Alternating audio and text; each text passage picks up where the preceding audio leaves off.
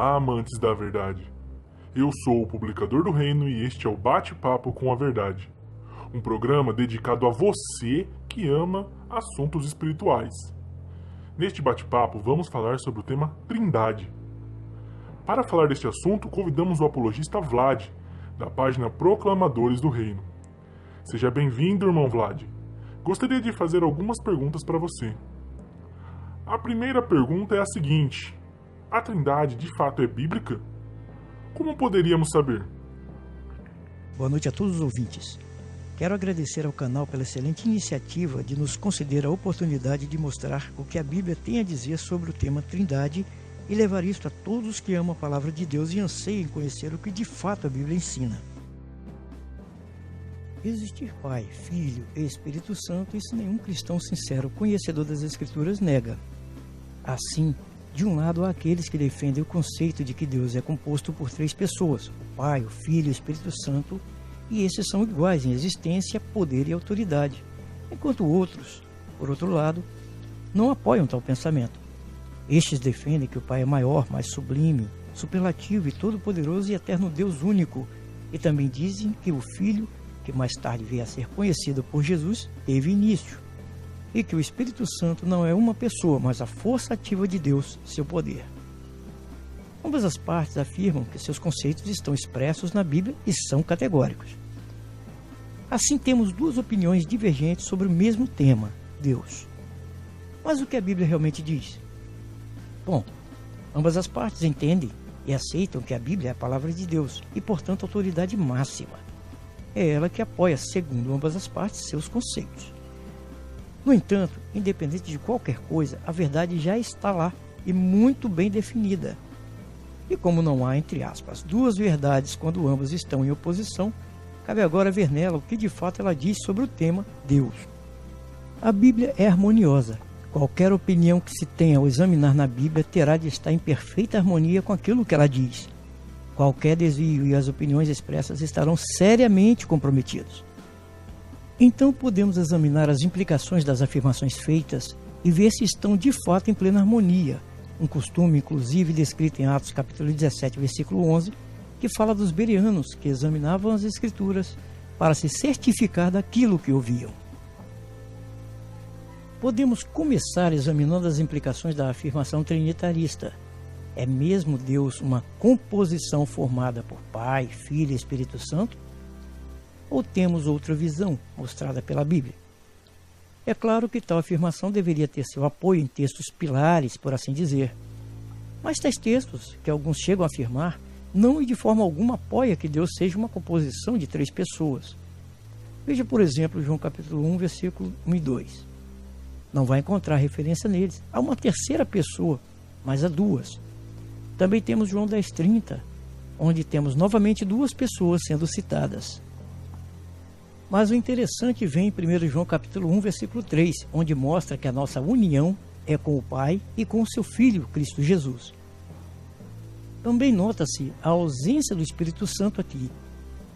Podemos dizer que, se o Espírito Santo, no caso, entre aspas, a pessoa do Espírito Santo estivesse presente, esses textos seriam então os pilares de tal doutrina. Mas como podem ver, não estão. Assim observamos um grande problema no conceito trinitariano, a falta de apoio das Escrituras para que seja sustentado. E mesmo sendo mostrado um após o outro num dado texto, como Mateus 28, 19 e 20, por exemplo, não se tem aí a prova inequívoca da Trindade dos moldes apresentados por seus defensores. Mas o que temos a respeito de Deus, segundo o que a Bíblia mostra? Os judeus sempre acreditaram num único Deus. Jesus mesmo citou Deuteronômio, capítulo 6, versículo 4, ao dizer, conforme registrado também em Marcos 12, 29.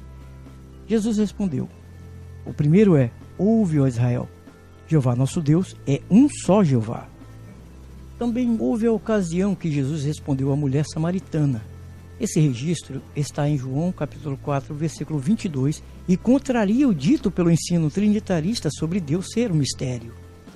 Disse Jesus: vocês adoram o que não conhecem. Nós adoramos o que conhecemos, porque a salvação se origina dos judeus.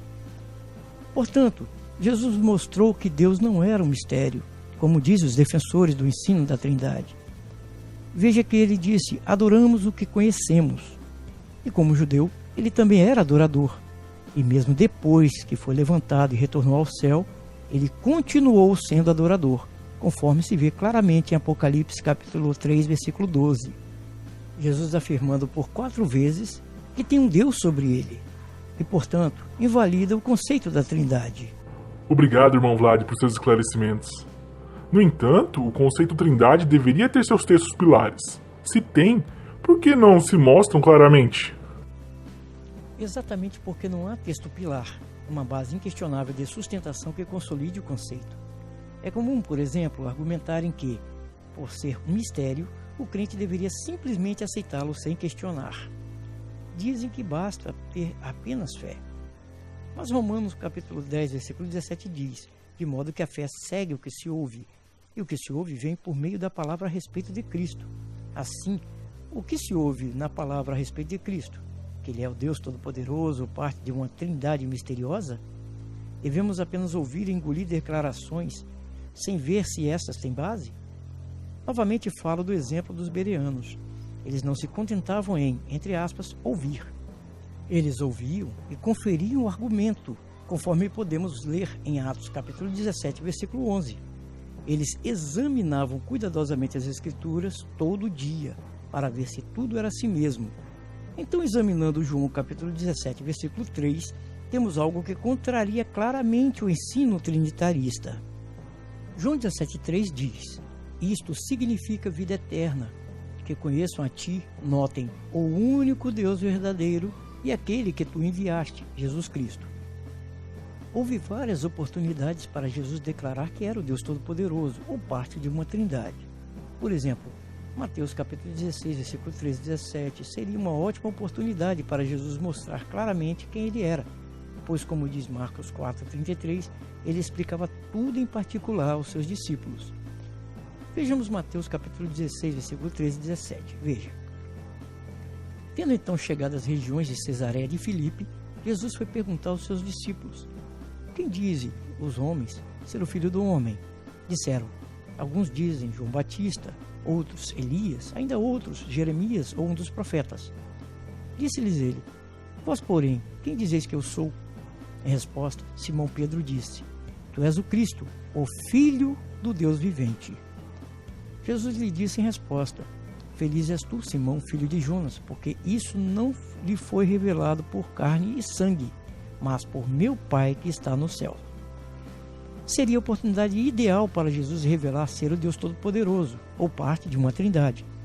No entanto, mostrou a verdade ao elogiar Pedro e dizer quem era aquele que havia revelado a ele a verdade.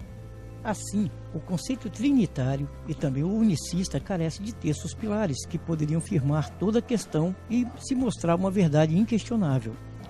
Alguns textos utilizados são mal compreendidos, pois ao tentarem casar com o conceito, eles não sobrevivem a um escrutínio.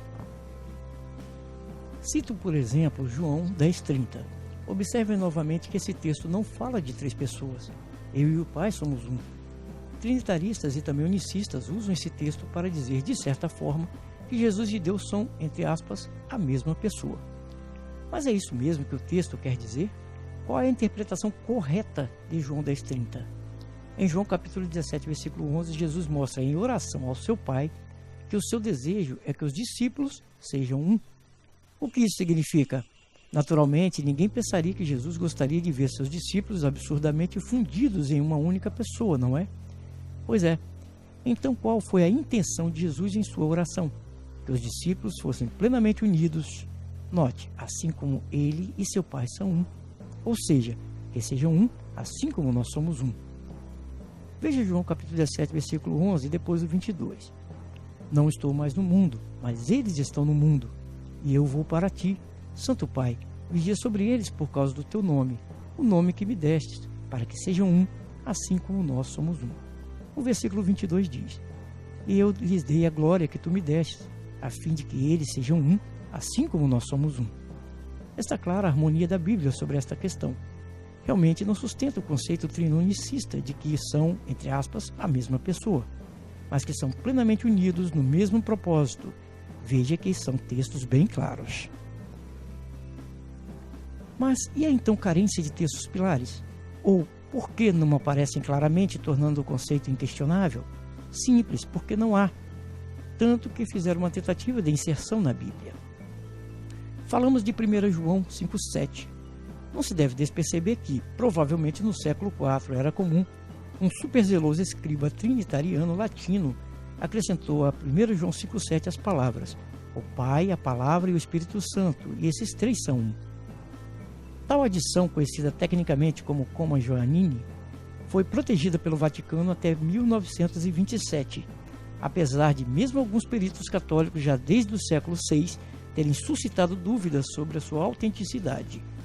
Tal inserção desonesta mostra até que ponto os trinitaristas se dispõem a ir nos seus esforços de provar sua doutrina. Excelente explanação, irmão Vlad. Mas ainda eu gostaria de fazer outra pergunta. Se o ensino da Trindade não é apoiado pela Bíblia, que conselho daria você a quem ama as Escrituras? O mesmo que em 1 Coríntios capítulo 4, versículo 6 dá: irmãos, eu apliquei estas coisas a mim mesmo e a Apolo para o bem de vocês, a fim de que, por meio do nosso exemplo, aprendam a regra. Não vão além das coisas que estão escritas, a fim de que não fiquem cheios de orgulho, tomando partido de um contra o outro. Então as coisas escritas foram escritas para a nossa instrução, conforme Romanos capítulo 15, versículo 4 abre dizendo: também devemos lembrar que toda a escritura é inspirada por Deus e proveitosa, notem, para ensinar, para repreender, para endireitar as coisas, para disciplinar em justiça, a fim de que o homem de Deus seja plenamente competente, completamente equipado para toda boa obra.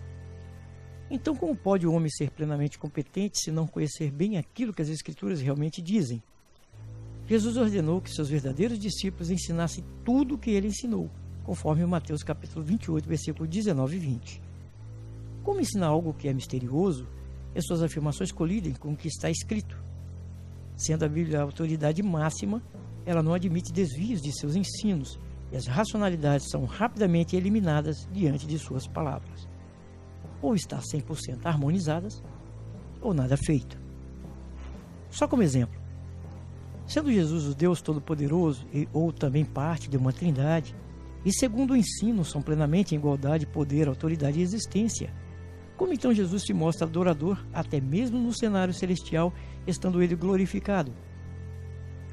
Podemos ver isso em Apocalipse capítulo 3, versículo 12, onde diz: aquele que vencer, eu farei coluna do templo do meu Deus, e ele de modo algum sairá dali.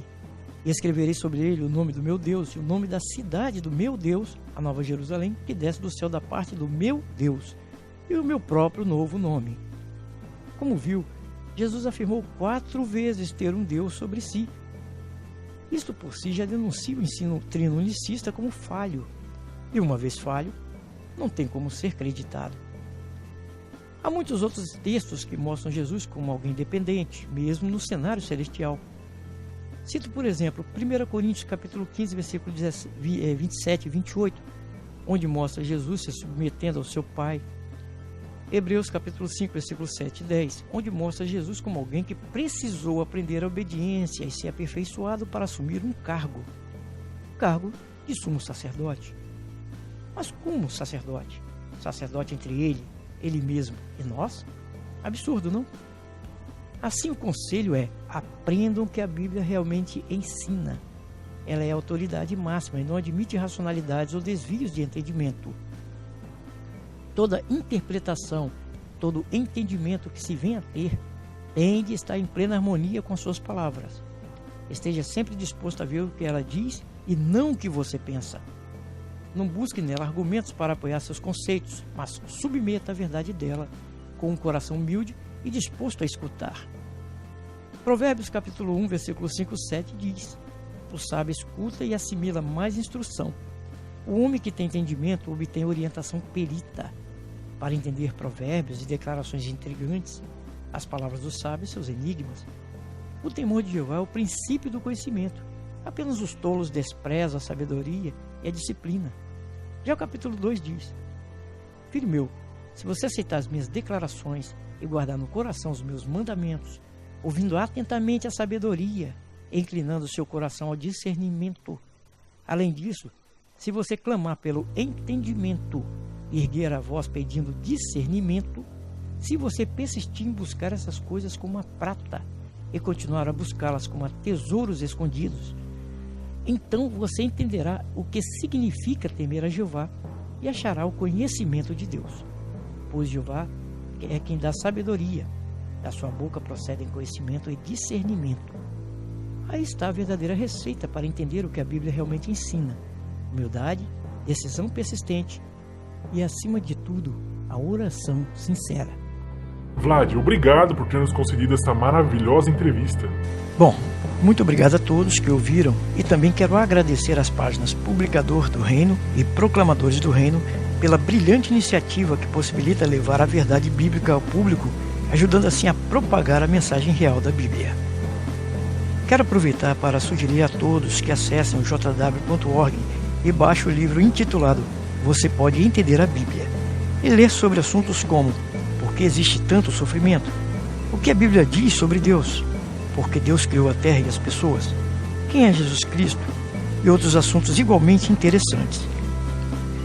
Neste site, o jw.org, também achará outros livros e revistas e poderá acessar a Bíblia online e fazer pesquisas, aprofundando assim o conhecimento. E Jeová, o Deus e Pai de nosso Senhor Jesus Cristo, abra amplamente seus olhos e suas mentes para entender a sua palavra e então possam aplicar em suas vidas. A todos vocês, meu muito obrigado. Esse foi o programa Bate-Papo com a Verdade. Agradecemos a todos que assistiram a esta fortalecedora entrevista. Incentivamos a todos que acessem o site jw.org, o site oficial das Testemunhas de Jeová. Lá você encontrará matérias bíblicas que te ajudarão e fortalecerão a sua fé. Não esqueçam de curtir as páginas Proclamadores do Reino e Publicador do Reino, além de se inscreverem nos canais. Lembre-se de ativarem as notificações, assim vocês receberão todas as nossas novidades. Eu sou o Publicador do Reino e essa foi a nossa entrevista de hoje. Obrigado.